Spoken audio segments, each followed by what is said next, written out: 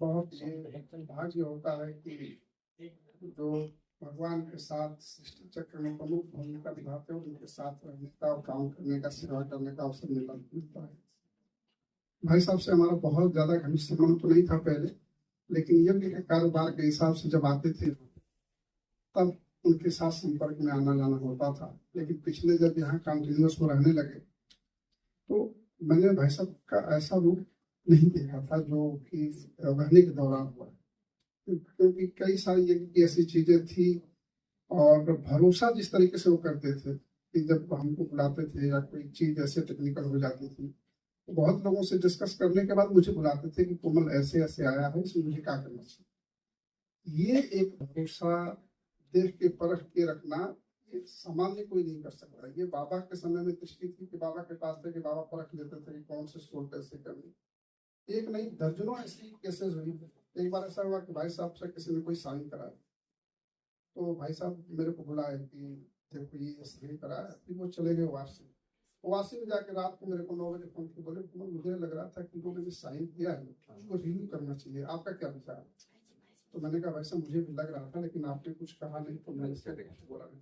बोले चलो जब वापस आएंगे तो हम इसको बुला के रिन्यू कर लें।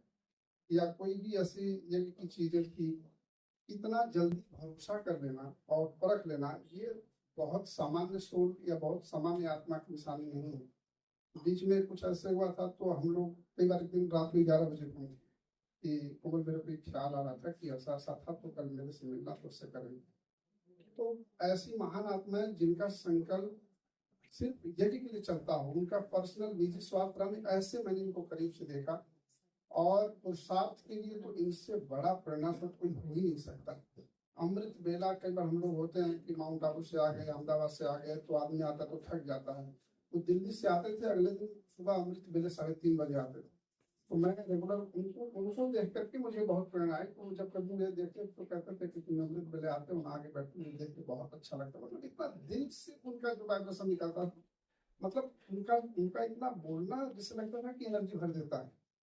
तो ऐसी महान आत्माओं का फिर हम लोग को लगा, हमको ये लगने लगा जब निगुर भाई साहब गए तो लगा कि चलिए कम से कम एक ऐसी महान आत्मा है जो ये को संभालने के लिए प्राप्त। और हम लोग को ये भी था कि भगवान ने आपको हेल्दी भी रखा है भाई साहब, इतना जल्दी चले जाने के ये एक बहुत पेन होता है, क्योंकि ऐसी आत्माओं का यज्ञ में रहना अपने आप में सुरक्षा है। भाई साहब जहाँ भी होंगे जैसे भी होंगे